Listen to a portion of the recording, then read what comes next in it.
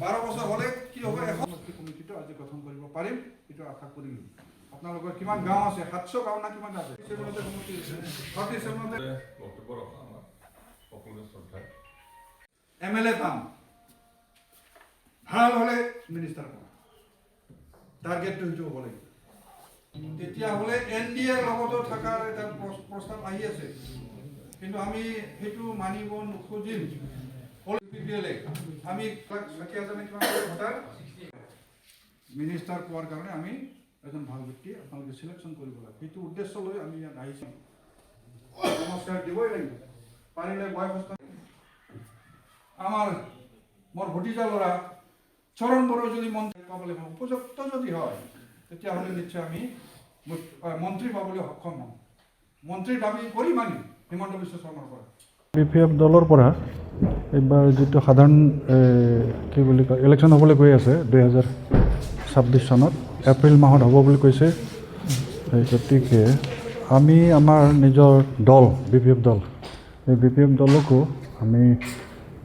অসমত গোটেই 26টা সমষ্টি আছেতো পাৰিলে আমিও বিটিচিত মাত্ৰ 15টা সমষ্টি আছে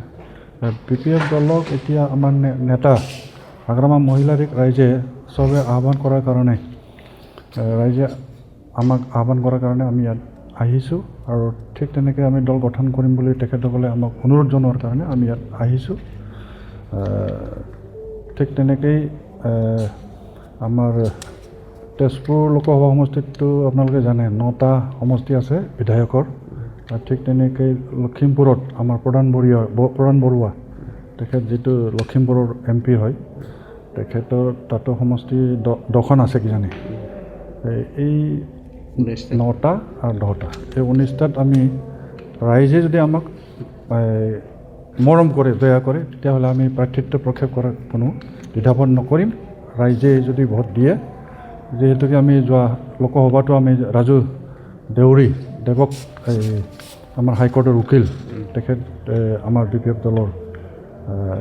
টিকেট লৈ পেলাই প্ৰাৰ্থিত্ব তেখেতে আগবাঢ়িছিল সেইটো দেখি পেলাই তেখেতসকলেও আমাক আহ্বান কৰিছে বৰ্তমান যেটো বিটিচি চৰকাৰ হাগ্ৰামা মহিলা ডাঙৰীয়া চলালে সেইটোৰ প্ৰতি লক্ষ্য ৰাখি ৰাইজে আমাক ইয়াত মাতি আনিছে উদ্দেশ্য আমাৰ পাৰ্টি প্ৰসাৰ বিপিএফ দলৰ প্ৰসাৰ এইটোৱে 1 নম্বৰ আৰু আমাৰ যদি সুবিধাজনক হয় এটা সময়ত হাগ্ৰামা ছাৰে যদি আমাৰ হাইকমাণ্ড তেখেতে যদি চিন্তা কৰে প্ৰাৰ্থিত্ব দিয়াৰ তেতিয়া প্ৰাৰ্থিত্ব দিয়াৰো চিন্তা এটা আছে তেনেকুৱাইতো বৰ্তমান বাহিৰতে আহিছোঁ এতিয়া আমি এই সংখ্যাটো ক'ব নোৱাৰিম আমাৰ 15টাটো থাকিবই আৰু বাহিৰত এতিয়া একচুৱেলি হাগ্ৰামা ছাৰৰ প্ৰতিনিধি হৈ আহিছে আমাৰ প্ৰাক্তন বিধায়ক ৰকেশ্বৰ ব্ৰহ্ম ডাঙৰীয়া তেখেতে কোৱা মতেই হ'ব তেখেতে কৈছে নিশ্চয় আপোনালোকৰ সেইমতে হ'ব পদক্ষেপত গোটেইকেইটা নহয় কেইটামান নিশ্চয় তেনেকুৱা আমি সংগঠনটো আৰম্ভই কৰিছোঁ লাগিব সময় লাগিব এলায়েন্স তেনেকুৱা আজিলৈকে হোৱা নাই আৰু সময় আছে এইটো আজি ক'ব নোৱাৰি এইটো হাইকমাণ্ড